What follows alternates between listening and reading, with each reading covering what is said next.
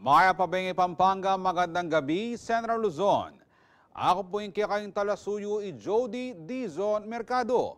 Aray ni na rin mga ragula balita nganing Martes, October 17, 2023. OFW Hospital, limitado ya pa mo rin serbisyo. Batas Digil Keti, panaligan ng BG Nanay Pineda, ami pasar na king Senado.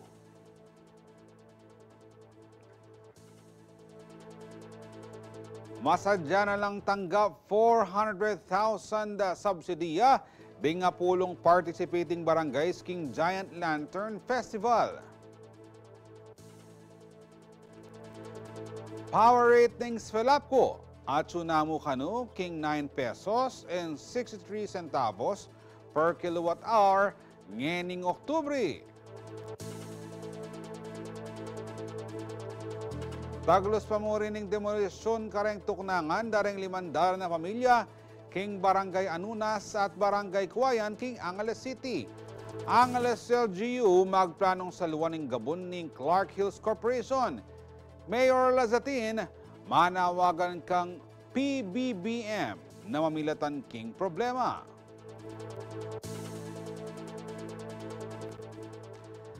At matagumpiyang mumuna nga doon ng Digital Test Broadcasting CLTV 36. Asahan ng full implementation ng digital transmission king Disyembre.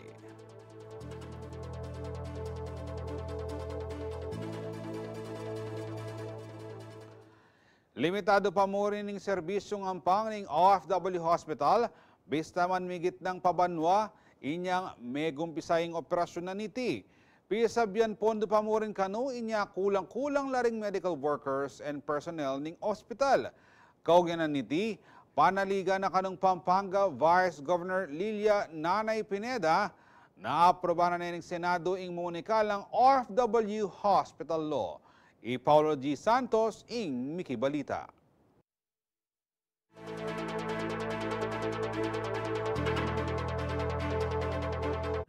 Bula na ning Mayo banwang 2022 inyang opisyal yang ibuglating OFW Hospital apakatalakad king sindalan syudad ni San Fernando.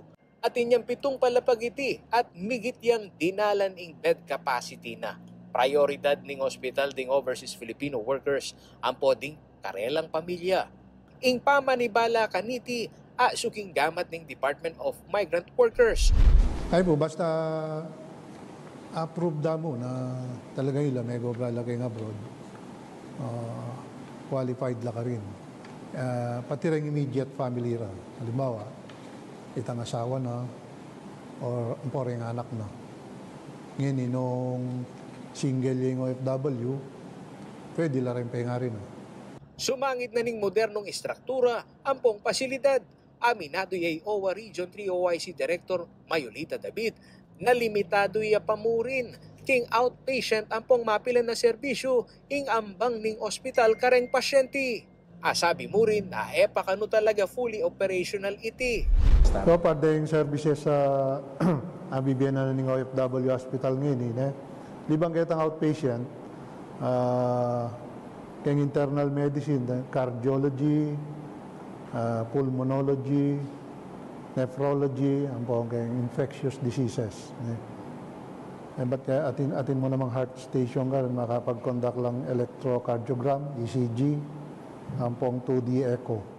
Inggabu na pitalakaranan ng OFW Hospital, donasyone ng provincial government ng Pampanga, inya mag-obserbaya naman kanu Vice Governor Lilia Nanay Pineda, king pulahin na ng operasyon ng medical institution. King kayang punto de vista dakal kasangkanan nung bakit daragol ing takbang king pamanyulong ning ospital. Metong kareti ing alina forte ning Department of Migrant Workers o DMW ing hospital management. Chinyek miya kaya bing OIC na ng Department of Migrant Workers. Kasi ing usapang kanita dati Department of Labor. Uning mi kawani ing gawarin Department of Migrant Workers, mi kawani ken dole. So ngayon dole nilipat na ken Department of Migrant Workers. Siyempre in Department of Migrant Workers wala siyang know-how king operation na ning hospital, di ba? Maragul mo naman kanu kasangkanan ing kakulangan king mas makabang panahoning pamanigaralan pong pamagplano bayuya talaga ding may sabing ospital. Dapat kanu sana may kabatas pa mo dikil king OFW hospital bayuya belaos. King makaniti sanang paralan mi kapondo ya banwa-banwa para king operasyon na. Uli na pining mikalusot ne king kongreso ing mumunikalang OFW Hospital Act o ing House Bill number 8325 sana mika version ne ing Senado at maaprobaya naman niti. At aking milyari, ating kami namang lapses, uling dapat pala niyang gagawan de pa mo yan, paplano tayo pa yan, at inang-approve na batas para kay OFW Hospital kasi nung burimeng miyabe keng gaha, yung national budget, yung plantilla, then the operating expenses kasi government siya, kailangan ng batas. So, ginawa ng batas si GMA, final na pasado na Congress, so ngayon, ing namong kainaling Senado. Pagpasalamat na kanung Vice Governor Pineda, misubong yaking proposed 2024 national budget ing bidinan niyang pondo ing OFW Hospital. Ing commitment na kanuning Department of Budget and Management o DBM asuking migit kapit ng bilyong pesos. Kapamilata na niti, mika plantilla position kanu kareng kulang a medical and healthcare workers. Ampong misamasla naman ding pasilidad king hospital. Magpasalamat ko naman kay DBM kasi dinina na niyang plantilyang 198 plantilla, medical and non-medical. At in budget for 2024, 650 million. So, in 650 million for 2024, maging sapat siya para kitang plantilla. Pero kingikit ko, aliya pa talaga. Kailangan niya yung subsidy ng OWA. Kailangan niya yung subsidy rin din support ng DOH, MAIP, malasakit, din DSWD. So, kailangan na no, at inoken din. At kailangan mag-generate siya ng income. Mag-generate siya rin income.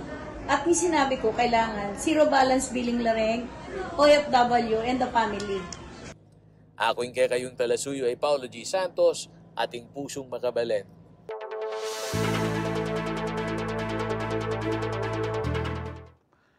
Mera pa niting Lunes, October 16, ang pongyaning Martes, October 17, ingadwang aldoa nationwide transport strike o itang ausan da pong tigil pasada.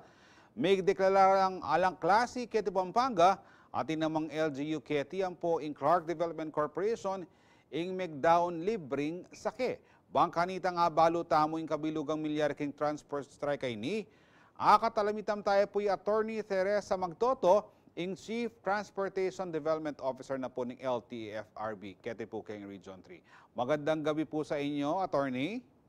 Yes, magandang gabi po. Okay. Attorney, generally, malaki po ba ang naging epekto ng transport strike dito sa Central Luzon? Lalo na po dito sa area ng Pampanga. At kung sakali, ano po ba yung mga areas na talagang naapektuhan? Actually, no, upon our monitoring, very minor naman po ang naging epekto nitong transport strike within the region. And in fact, may isolated instances lang po ng merong nakitang groups na nasa kalsada in Kalumpit, Bulacan, and dito po sa Mabalacat area. So yun lamang po yung mga identified na lugar. Alright. Attorney, ano ho kaya ang dahilan kung bakit parang maituturing nating hindi ho naging matagumpay ang isinagawang transport strike dito sa may Central Luzon? Well, I think ang mga operators naman po natin is ini-embrace na po nila yung modernization program. In fact, marami na rin naman pong nag-consolidate among our public transport operators dito po sa Region 3. Okay. Attorney, meron ba ho kayong nakuhang mga reports kung saan hinaras po ng mga drivers o operators, yung mga kapwa nilang mga drivers and operators din, na nagpasahong magbiyahe sa panahon pong nagkaroon ng transport strike? Actually, we received a police blotter po from Transport Co-op in Mabalacat. Ito pong insidente na to, ito po yung parang may involved na pagtatapon po ng mga bato sa mga windshield po ng mga public utility vehicle operators na nagpasya po na magpumasada on that day. We cannot say or we cannot determine yet if it's related to the transport strike. However, kung mapatunayan man po na ito ay related po dun sa strike, nakakalungkot kasi po ito po mga operators na to nagpasya lamang po sila na mag-serve po sa ating mga pasahero. Yes, and siyempre ito ho ay parang may tuturing ho nating public convenience and ito rin kasi ang pangunahing ikinabubuhay nila. Kaya siguro sila ay nagpasya po na pumasada sa 2 araw na ito. Ano hong inyong susunod na hakbang kung sakali man ho na ma-found out, na malaman na meron ho itong kinalaman sa tigil basada, itong nangyaring harassment na ito? Actually, syempre po, it would depend pa rin po dun sa cooperative if they will file a case po dun sa mga nangharas. And kung mapapatunayan man po na ito po yung mga operators, we can issue the corresponding show cause order for them to explain. Okay. Attorney, ibig sabihin ba na dahil itong tigil pasada natin talagang wala hong gaanong nag-participate sa ating mga public utility drivers and operators naipapadala ng maigi or naiintindihan ngayon ng ating mga PUJ drivers and operators yung mga alituntunin o patakaran ng ating gobyerno na alinsunod sa public transport? Yes, ang tanggapan naman po ng LTFRB is laging open naman po kung meron pong mga hindi naiintindihan or kailangan pa po ng explanation from our end. Willing naman po kami and very ready naman po kami to explain. And itong mga cooperative naman po na ito ay talaga naman pong pumupunta sa aming tanggapan at na-explain naman po namin ang programa. Speaking of cooperatives po, Attorney, totoo po bang yung mga transport cooperatives natin ay hindi po sumali o hindi kasali sa transport strike na nangyari the past 2 days? Kasi po nagkaroon po kami kami po ay nakipag-coordinate with the cooperatives and with the LGUs and nag-signify naman po sila at nag-manifest sila na talagang hindi po sila sasali po dun sa strike. Alright. Magandang balita po yan. Talagang nakakaroon po tayo ng konsultasyon at pag-uusap bago ho magkaroon ng ganitong mga hakbang. And siyempre, meron pa rin hong mangilan-ngilan na sumali pa rin ho dito sa ating tigil pasada. Ano ho kaya yung inyong gagawin sa mga ito? Meron ho ba kayong aksyon na gagawin dito? And ano ho yung mensahe nyo sa kanila, Attorney? Sa mga public transport operators, itong modernization na ito, hindi lamang po sa pampubliko at sa mga passengers, it aims to develop din po or to improve po yung dignity ng mga drivers and operators. Kung magiging bukas lamang po yung mga isipan nila upang tanggapin at i-accept at yung isip nila na maintindihan yung talagang programa, mas malalaman po nila kung ano yung magiging benefit po sa kanila itong modernization program. Alright, maraming salamat po, Attorney Teresa Magtoto ng LTFRB sa inyong panahon. And naway patuloy ho ang inyong pakikipag-ugnayan sa ating mga transport groups upang hindi ho mangyari muli ang ganitong mga eksenang tigil pasada. Thank you so much.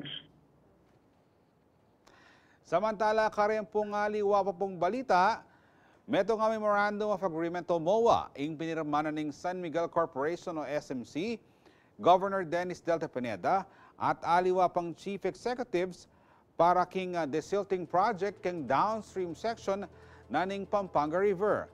Kaya mo namang pinirma king MOA at wigpasyag suporta king proyekto ing Department of Public Works and Highways ampoing Department of Environment and Natural Resources o DNR. Lalam na ning may sabing agreement, ponduan ning SMC ing desilting ampong pamaglinis king Pampanga River. Aparti paketi, metong nga rin kanoing probinsya ning Pampanga, kareng benepisyaryo na ning Adopt a River campaign na ning SMC. Anya naman maragulya pasalamat ipineda king duduwang ng saup ning SMC, lakwas malwat na kanong problema kiti probinsya, ing albug, partikular kareng Memalen apakatok ng malapit king Pampanga River. na rin kano kailangan pang manayang solusyonan ni Batking National Government para aumpisan ding proyekto uling makasadya ni King Tutuking Banwang 2024. Sinigurado na namang Pineda a public service mo kano iti at talayang kapalit ing inisyatiba agagawa na ning SMC para kareng Kapampangan. Kung maghihintay po ako sa national government, talagang hindi po tayo kagad makaka-move. Kaya malaking blessing po ang San Miguel Corporation, si Boss Ramon Ang, na binibigyan po niya ng solusyon na itong problema na to. Alam ko ho, huwag kayong mag-isip, wala akong kapalit na hinihingi ito. Kung titignan nyo, wala akong major output para kay Boss Ramon kung gagawin niya na to, walang kapalit na negosyo to or what na hinihingi sa probinsya. Kung hindi, purely tulong lang po sa mga kapagpagan ang ginagawa po ng San Miguel Corporation.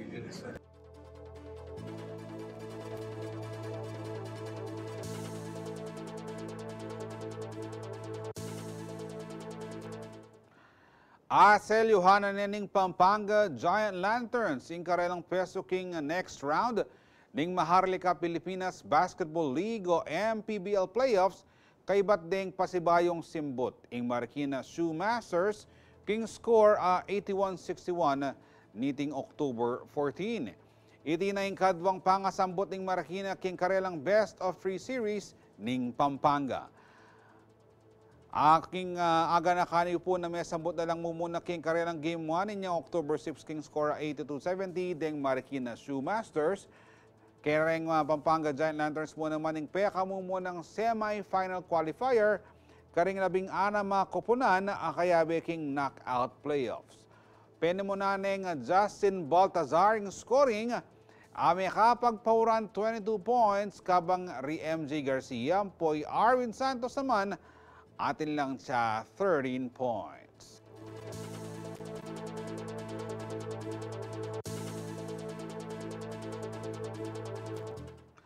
Magbaliking Balen at Balita.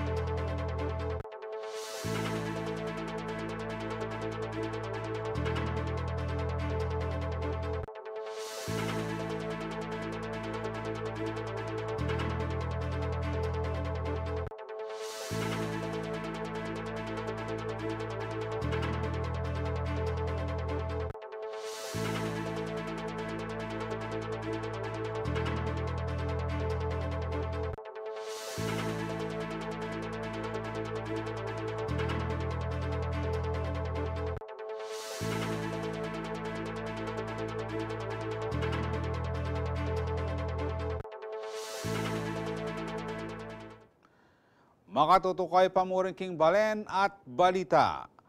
Aprobado ng nening lokal kapanibalan ng Siyudad San Fernando ang puning Giant Lantern Festival Foundation Incorporated. Ing anya duwana ng Giant Lantern Festival 2023 Executive Committee ang poding lantern maker sa dagdagan niyang subsidiyang ibieda king pamangawang higanting parul. Sineng singla kasi ding lantern makers na miye kamal na po kanuing materialis king pamangawang Giant Lanterns.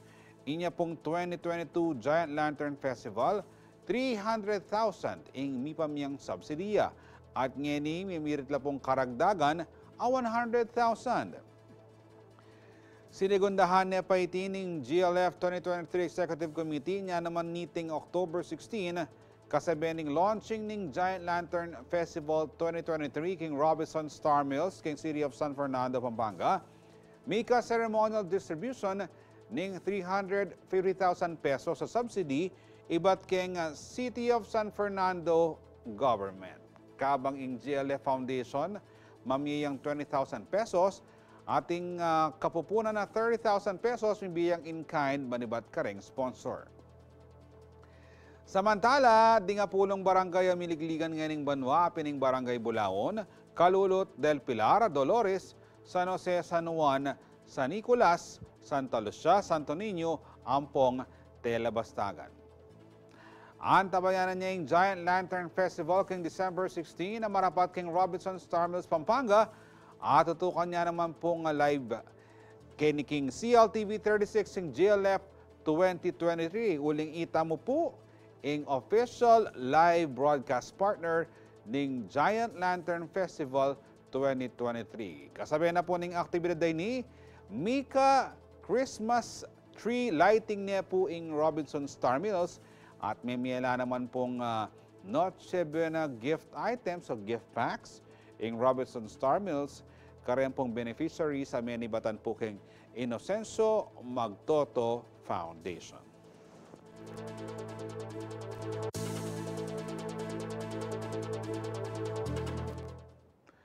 King pepalwal ng 2024 list of holidays king bangsa ning Malacanang meging kapansin-pansin na ala na king listahan ning komemarasyon ning EDSA People Power Revolution. Para kang Senator Risa Hontiveros, meto niya kanong senyalisity ning historical distortion. Atin niya naman kanong maragula epekto iti king perspektiba daring kainakan king kasalisayan. Pakaraman daman tayo po yung balita ng Felix Barrios.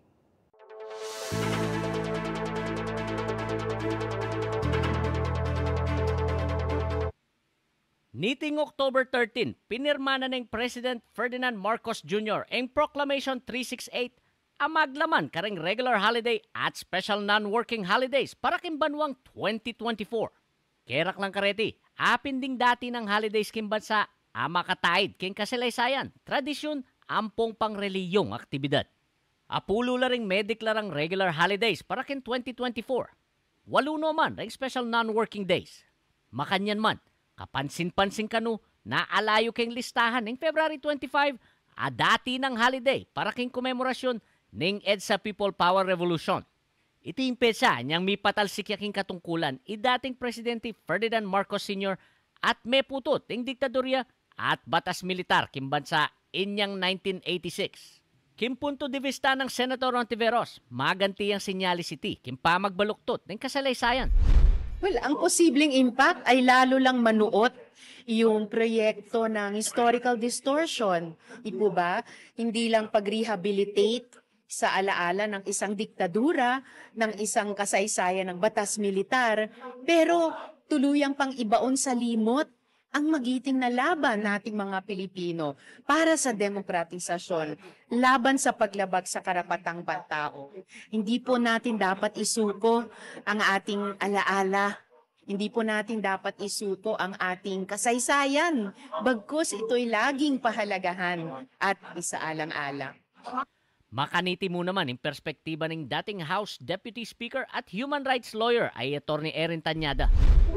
Ito'y tingin namin o tingin ko na isa sa mga pamamaraan para burahin ang nangyari nung February 25, yung pagtalsik ng dating mas matandang Marcos sa pwesto. Hindi naman pwede natin burahin yan sa ating alaala. Yan ay isang historical fact, no? So, importante na mag-ingay ang mga mamamayan na hindi dapat tinatanggal ang historical significance. Mawawala yung isang araw na masabi natin nagbalik sa demokrasya dito sa ating bansa. Miyaliwang reaksyon naman ng ikwanan ng CLTV News Team. Karang kaya katamong kabalit. Hindi po. Kasi po, yun po yung ginawa po siyang holiday para po sa sinisimbolo niya po yung nakaraan po nating mga Pilipino, yung katapangan po, yung kabayanihan po ng mga mamamayan natin para po makamit yung kalayaan natin ngayon. Kung talaga tutusin po, dapat history ng bansang Pilipinas yan, dapat hindi tatanggalin talaga yon. Kaso, panapanahon yan, di ba? King sumangid amanda, meto nga statement na pepalwan ning Malacanang, alaya kanong maging maragula socio-economic impact Impa magdeklarang holiday ken February 25, uling tinukluyay ti king Aldo Domingo. Enemang kanumilalako ing respeto ning salukuyang administrasyon king EDSA People Power Revolution. Ako po, ingke kayong talasuyo, Felix Kapati Barrios, ating pusong makabalen.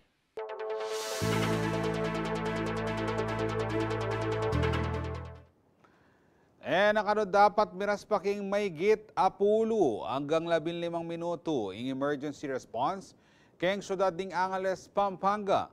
Mapalyari kasi kanong maging sangkan keng pangamatay na ning metong nga taong sangkot king aksidente o emergency ing dita ka-delay king oras ting pa magrespondi. Kauna na niti, mimayang utos ing lokal kapanibalan king Angeles City Disaster Risk Reduction and Management Office o ACDRMO ang mga ambulansya kareng 4 strategic places keng syudad. Balang agad makapagrespondi deti, kilob ning 10 to 15 minutes o nung malyari, mas mabilis pa kiyati. I-deploy dala mo naman kano ding karelang miyembro kareng miyayaliwang lugar, kaya be karening Caltex gas station king barangay Pulong Kakutod, stoplight king barangay Pulong Bulo, BPI king barangay Balibago, ampong outpost king barangay Anunas. Samantala, para karing memalen at king emergency situation o bisang mag-report, malyari ko po kanong maus king 24/7 hotline na ning ACDRMO ang maka-flash ka rin kaya kayong mobile o TV screens.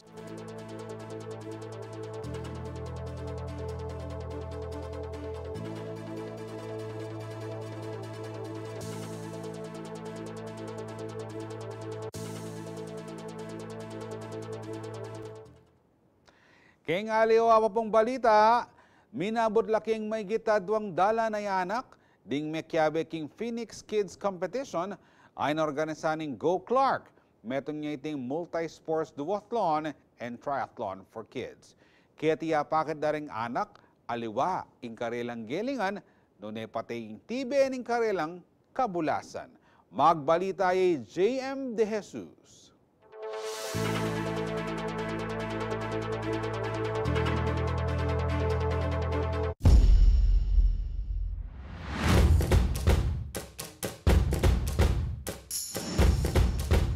Ela petaw liden kaya nakan kempa magpapakit king karelang gelingan karas king multi-sports sa duathlon ampong triathlon. Niti kasing milabasan na Sabado, October 14, meron pati yung Phoenix Kids king New Clark City Kapas Tarlac nung nuko rin may gitadwan dala na yanak ing Mikyabe. Inorganisa niya itining Go Clark Sports ampong Phoenix Foundation. May yakiting sikandang lub din kaya nakan king swimming, biking, ampong running.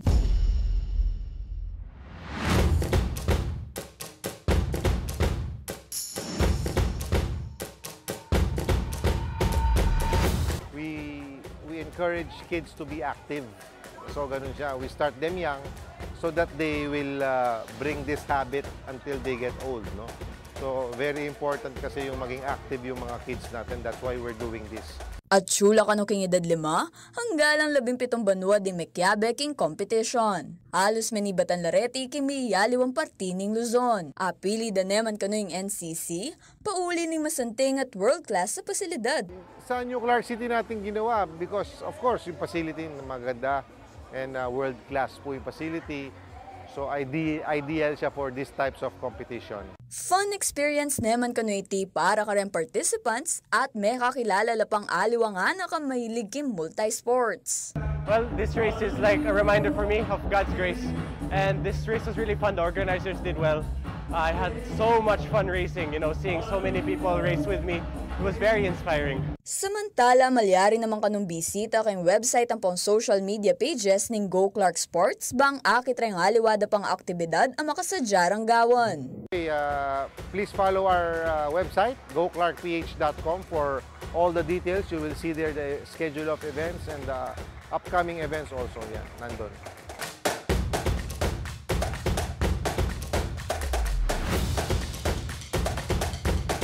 Kaya bay JM De Jesus, ako po yung kaya kayong talasuyo, Arlen Salonga, at yung pusong makabalen.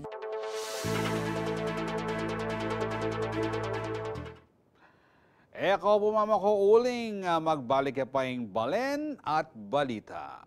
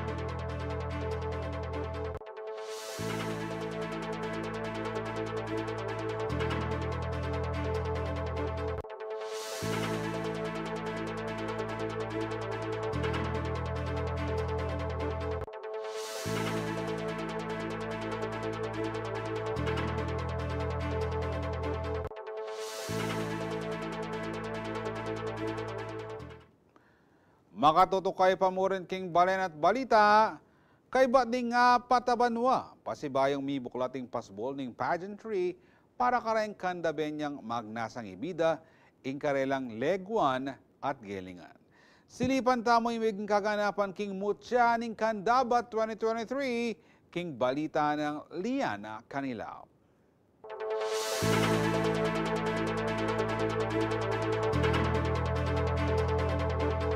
Ilobod Kapampangan MMU apag marugol karaskim yaliwang kapiaston, manyaman apamangan at mga santing nga pasyalan. Pagbiliban demo naman ng laing Kapampangan, uli ring matenakang memalen. Balang balen Kenny Pampanga, atin mo naman sari-sariling tradisyon na lilingapan at kagambulan. Antimo, King Candaba. Kandawed Dani Aslagan, labod ning Leguan at Sipagan. Kaya rin ning apat na banwa, pasibayo rang petunayan ding kandabe niya ang karelang makapagmulalang lagu at gelingan. 2019 inyang taulilang may tipon-tipon ding mapilang kababaihan, bang italaka ding watawat ding karelang balang barangay a Penny Baton. At nyening banwa, king pamagnasang lakwas pang isulong alimo ing masaplalang kabiyayan at panoramic view ning balen, no nepati ring advokasya ring balang kandidato, may daw niya ing mutya ning Candaba 2023, panimuna ning lokal kapanibalan ning balen at agumang magmasabal aslag ning Candaba, Domingo, October 15. Actually, ining mutya na ning Candaba, kinay pungeni dahil anyang pandemic, ala tamong activities. May start yata anyang 2019, I think, may kamutya ng Candaba po kanita, may stop uri na ning pandemic. Ay ni po, ini na naman po, papasyag mi na naman po ing mutya na ning Candaba, baka nita, itang manyambot po keni, o itang maging winner keni, magka-title po keni, ya ing laban king mutya ning Pampanga po. Areng kaya katamo nga mga lagong kandabenya, no? Mi center laking stage, ipakit da in karelang legwan, but this time with a certain difference kung no ka rin, ipakit na talaga kung nanuya in Candaba, kung nano yung akit daking Candaba, at kung nano nano pa ing dapat dang i-expect ing kandaba. Uling kapag sinabi mong kandaba, ing kandaba, netong ya karing balentamo na lalawanda ketiking mabilog a probinsyang Kapampangan. Siniguro ra naman kano ding organizer sa inclusive yung mesabing pageant at mag-promote yung diversity. From the time na nag-start pa mo in practice, ang pong rehearsals, and during the orientation, so ring candidates ni dinanalang inspirasyon kung nanuya ing parasa na nining pageant ay ni. Eya mo puro legwan, eya mo puro talento, but ipakit na yan naman kung makanano ing kultura na ning kandaba, ing kultura kung no ka rin ing balang metong meragulya. Ne? Kaya maging aliwaya ing kandabenya, karing aliwang Kapampangan na babae, pauli na ning kultura, tradisyon, kapaniwalan na unique na king kandaba mo akit. Para naman karang mapilang kandidato, iya mo ini kompetisyon ng legwan at pamanyong kit king corona. Migit pa kini ing masanti nga impact na king karelang biye. Ing mas maging confident talakad at magpasyag king karelang pamagnasang misulong mialiwang advokasya. Simula na may kiabew kini mo Chaning Kandaba 2023, maragol niyang saop ka ako since yako po talaga malamarin akong tao. Buriko mo po, itang atsuko mo po king comfort zone ko. Pero simula po ng miras ko po at may kiabew king mo Chaning Kandaba 2023, may tuto ko pong mag-bloom, bala paru-paro, may ikuha ko pong may grow, may bloom, king better version of me po. When I joined in this pageantry, I experienced discrimination and also may mga tao pong nagda-down sa akin na hindi ko kaya, na wag na daw po akong sumali kasi hindi ko po kakayanin. But suddenly, I realized na hindi po dapat tayo nakikinig sa mga ganong criticism, bad criticism about us. We should more focus on ourselves, on the things that will make us happy po. Panagkatda pa karyang aliwa, dapat lagpasan at labanan ng karelang takot at lumwal karelang comfort zones. Para po karetang kalupa kong malamarine, buri ko po sabihin kaya kayo na atin pa pong mas malagong bagay na akit tamo kapag may tutunan ng tampo lumwal kaya katamong comfort zone. Atin pa pong mas malagong oportunidad na akit tamo po at experience tamo po kapag linwal tamo po at may biyasa tamo pong ipakit kung nino tamo ka talaga. King katatawlyan ng kompetisyon, 5 lang kandidata ring minangat at midi ng titulo. Ing kandidatang iba't king barangay Mandasig ay Elaine de Masangal, magrepresenta king Balen king daratang Mutya ng Kapampangan ning Disyembre. So this is the start kung no ka ring balang kandabenya na lumaban ka ring niyayaliwang pageants, alimukete king probinsyang Kapampangan, maging karing aliwa pang pageant, kung no ka rin, ipakit siya at itrain la talaga kung hanggang no ka rin agyu ng ipakit ning metong akandabenya. That's why kaya rin na ning pageant ay ni retang hanggang manyambot, medinan langan focus, medinan langan atensyon para ingkarelang legwan, ingkarelang talento ipakit da at maging bukod dia karing ega-nagana ing metong akandabenya. Maragol naman kapasalamatan ding organizers ng pageant king lokal kapanibalaan para king pepakit ng suporta king karelang layon.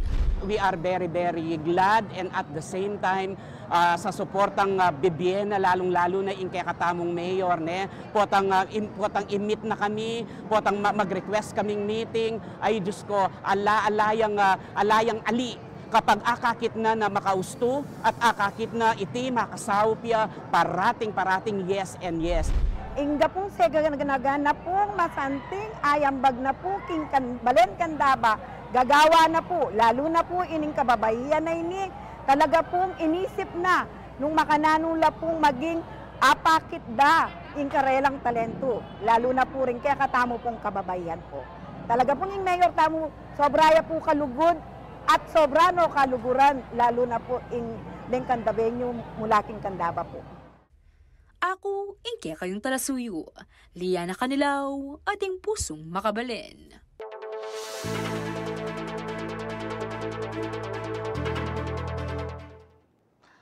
Matagumpirang ikwating dakala kabalen ng CLTV 36 King Digital Test Broadcast na niti ang may gumpisang Lunes, October 16.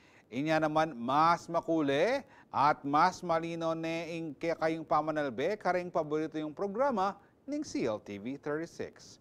o ining titukan ng Liana Canilao.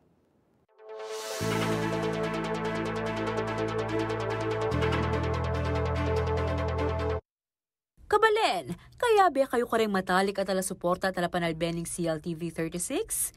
Metong kayo kareng menenaya king pilot implementation ng digital test broadcast inyang Lunes, October 16. Kalupad na kayo kayaring dakal tamong kabalen na may kapag-scan o search na king CLTV 36 king karelang digital TV box o digital TV sets. Kaya makapanalbe CLTV, ngini, iniscan mo ayal ba yung malino ngini. Hanggang mapula akong mata, panalbayan ko rin CLTV, uring makanig TV Plus. Mas masanting na ngayon yung manalbayan CLTV 36 kasi digital net tapos mas convenient siya pa compare ketang traditional na albenta mong analog dati. Agpangking TV programming heading CLTV 36 sa Mark William Canlas, meging matagumpe imumunang aldo ng digital test broadcast ng estasyon. Kaya katamong digital test broadcast, meging umpisa yung October 16 at meging yung successful ini. Masanting niya yung meging reception dahil kaya katamong viewers, uling ikit de, askan de, at kumbaga may receive yung masalese itang ka reception king karelang alu-aluang digital TV box sampong digital TV sets. Muring sa Beniti, mas malino na yung ayal bening CLTV 36 karemyali ang lugal, kilub at kiluwal ng Pampanga. Yung feedback ikwata mo masanting niya kasi from the cities, in San Fernando, Angeles, Sampoing Mabalacat, malino ding ikiting CLTV 36. Nung lumabot naman kareng aliwang towns or municipalities like Inguagua, San Simon, Sasmuan, Santa Rita, even Apalit, Candaba, ikwade muring masalese ining transmission tamo. Partine ng digital migration ng CLTV 36 ng Merapat at digital test broadcast. Pamagsadyaya itiking full digital transmission ng istasyon. Buri ng sabyan, king digital TV na iti ayalben at alane king analog TV. Mumuna, in kaya katamong pa mag-migrate from analog to digital is bala mo mag-comply tamo king requirement na ning NTC or National Telecommunications Commission na dapat mag-digital ng Metro Manila ang po ing other parts nearby Metro Manila. So that's one. Pangadwa, maluwat na ng plano mo rin ng CLTV na mag-digital ya, bangkanita, ing reception, mas malino ya, mas masala, mas makule ya. Inga pa panalbenda rin kaya katamong viewers king CLTV 36. Nung atin kayong digital TV box o digital TV sets at aliko pa may kalipat kayong digital transmission, malyari yung tukyanding miyalo ang steps, aakit ka rin miyalo ang information drives at plugs ng istasyon. Para naman ka rin alang digital TV box o digital TV sets, malyari mo namang mag-subscribe ka rin cable partners ng CLTV 36. Ining kaya katamong digital TV test broadcast or digital test broadcast, umpisan tayong October 16 hanggang December 6. Buri ng sabyan, didinantalang time, rin kaya katamong talapanalber, rin kaya katamong viewers, bantang mag-migrate. Uling from analog to digital, baka ela pa masyadong aware makanano gagawan nito. Noon namang rin kaya katamong viewers, lalapang digital TV sets or digital TV box, they could subscribe naman kareng aliwaliwatang cable partners. Nanlaren Signal Channel 115, ining Air Cable Converge, ang poring aliwaliwang local cable partners king Mabiluga Central Luzon. So, if ever man alala pang digital TV box or sets, pwede din gawan nito, mag-subscribe la pa ka rin kaya katamong cable channel, bang apanalbenda katamo. Malyari mo namang mouse ka rin CLTV 36 hotlines para king karagdagang detalye o nung bisa kayong manyad assistance. Ka rin nga luwa-luwa tamong promotions and plugs, talagang lalageta mo na ating landlines or hotlines na pwede dang ausan rin kaya katamong viewers just for them to give their feedback kaya katamo. So Rening hotline sa Reni, na papalto tamo king screen at this moment, Reni, pwede dong ausan, nung atin ang problema, deyakit, mag-scan lalangakwa, mangutang laki katamo, and we could answer their questions. Samantala, maganap ang full implementation ng digital transmission king December. Kasaberi miyalo ang paka ang tabayanan at exciting ang kaganapan king Labwad, Kapampangan. Na kayo pa itaw likabalen. Pagkipusan nyo na yung gewara rin miyasawang Rolly at Josie Conrado. Makanyan mo naman Kim Gallegos at i-enjoy na ing mas malinaw pa manalbe king CLTV 36. Ako Ako, ingke kayong talasuyo. Liana Canilaw, ating pusong makabalin.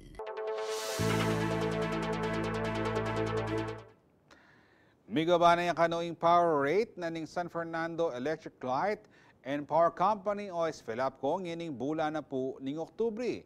King pepalwalda pong statement at yunamo king 9 pesos and 63 centavos per kilowatt hour ing singil kumpara king 10 pesos and 50 centavos per kilowatt hour anya pong milabas sa bulan ning Setyembre. Agpang king SFELAPCO, kadalasan niya kanong mitatas ing singil king kuryente, pauli na ning winter season, kareng major oil and coal importing countries. Oning pauli na ning unforeseen market trends, migbabaya kanoing power rates o singil king kuryente keng milabas atlong bulan.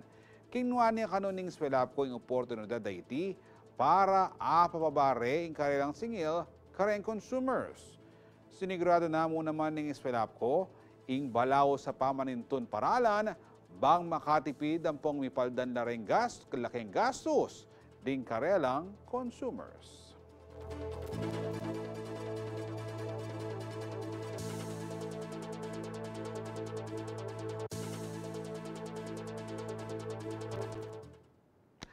Magbalik pa po ing Balen at Balita.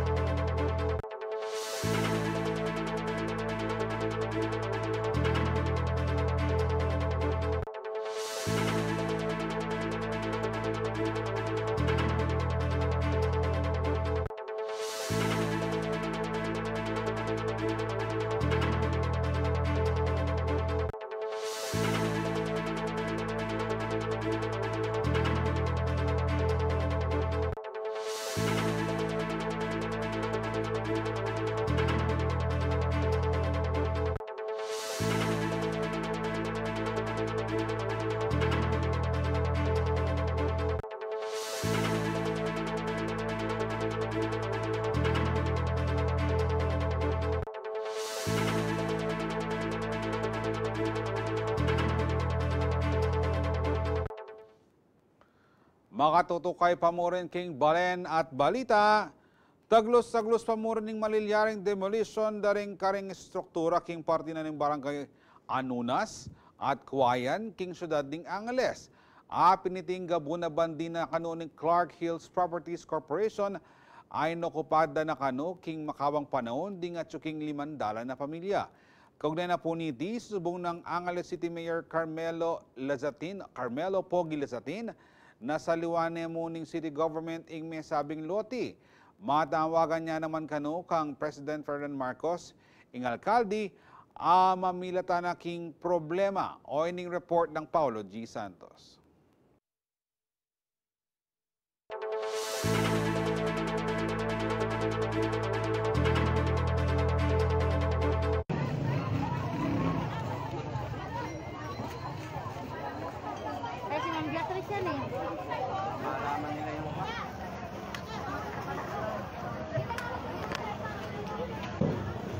Ready ding eksena king malilyaring demolisyon king Barangay Anunas at Kuwayan king Ciudad Angeles niting Lunes, October 16. Live at uploaded videos lareti kareng social media pages daring apektadong residente. Antiya mong war zoning eksena nung no ka rin sila bande ing truck. Megpataw lapang gulong ampong mamasibas boting mikagusolina at mayakit mo rin reng memaryo aman nga bat nalang bang kanitang elami pwesto reng demolition team. Masiri ing karelang pamagsumikap aapigilan ing pamaglasak karelang tuknangan. Libutad ding malalyaring iti, megpalwalyang official statement ing opisina ng Angeles City Mayor Carmelo Pogi Lasatin Jr. niting bengi ning October 16. Makakanaketi ing pagplanuhan ning lokal kapanibalan na ilubya iti king land expropriation at bayaran nemo ning gobyerno. Peparala niya mo namang sulat ing alkalde king Malacanang. Sinabi ng Mayor Pogi kang Presidente Bongbong Marcos na September 15 anyang mi kasundula ning kumpanyang Clark Hills Properties Corporation ami kabandi ay Oscar Torralba na alapasanang demolition amalyari anggat malino ing development plan king 73 hectares ning claimant. Makanyan mo naman ing financial assistance sampung relokasyon dareng apektadong residente. Mupin, October 13, 2023, pepakitre kanu ing letter ng Sheriff Elizabeth Marasigan ning Department of Agrarian Reform Adjudication Board o DARAB nung lokarin abisuhan niya ing Mayor's Office na isundure ing demolusyon. Agpangkang lasatin for humanitarian consideration ing karelang apila. Hinyangeni ausane kapanandaman ing presidente na mamilatane king pisasabyan lakwas migtagumpe ing negosasyon pilatanan ning city government at Clark Hills Properties Corporation na status quo o alapamusa ng malalyaring demolusyon at ing apila na king presidente manyawad neng kasopan iti bang kanitang mamilatan. Samantala, as of October 17, 2023, king miap bang kampo ning Clark Hills Properties Corporation at ning Angeles City LGU. Kumpirma ning CLTV 36 News Team, amikadayalog la pa si Bayo Reni, nyening Miyerkules October 18. Ban kanitang pisabyan ing issue ning demolition at relokasyon dareng apektadong memalen. Ako nga kayong talasuyo ay Paulo G. Santos, ating pusong makabalan.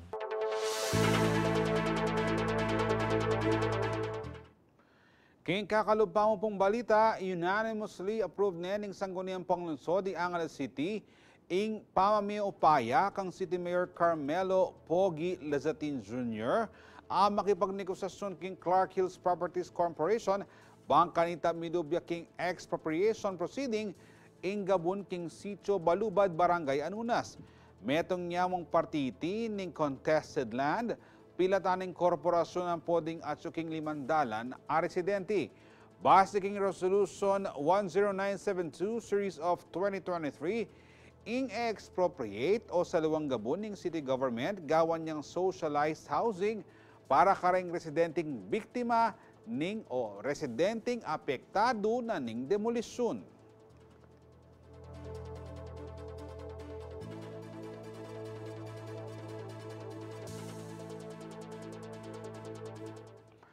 Apulong banuan ng milabas niyang mitalakadjeng Don Honorio Ventura State University, Santo Tomas, Pampanga Campus. Pigmaragol ning kapanibala ning eskwela nung makanano dalang alagpasan ding amon at ngenipin, taglos kaning development king karelang campus. Metong kanong kareng asabing tagumpe ning Davsu Santo Tomas, ingalinala extension campus ning Davsu main campus ne official ning independent higher educational institution. Manibat king apat na kursong offer ning universidad king kasalukuyan, makasadya na naman kanong magbuklat medical allied courses ampong criminology. Nginit sunod na kanong king migit 1,100 ding magaral king Davsu Santo Tomas, ampong kasabihan na po ning daragwala populasyon, may aprobana mo rin kanong dinasyon na ning Gabon, manibatan king provincial government, bang ma-extendya pa yung lote ning eskwela, inya makapagpatalakad lapang dagdag istruktura ang pong pasilidad.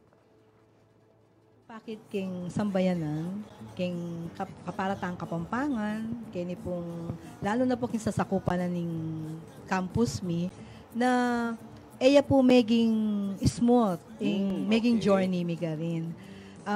Despite and spite of all the challenges, iyabe may pa po yung pandemic, na maka-online class ke talaga, ing Davsu po meto niya po karing university, state university, na etinok nang anggami ka pandemic po. Ita pong struggle mi na mag-online kami, ke lulub face-to-face, makalimit nga, ningyaga na ganang obra. Pero, maging productive ya pa mo rin po yung Mabilog Adabso. Aliwa mo po yung Santo Tomas Campus. Ing celebration po ini, mo po king neto nga tao, manibatan. Ikamingan po o offer miya po ini pong pipagalan, out of love, anapin, may buo yung Santo Tomas hanggang kendarat ang papong susunod na Apolong Banwa. At syuke po kayo para magservisyo king Don Honorio Ventura.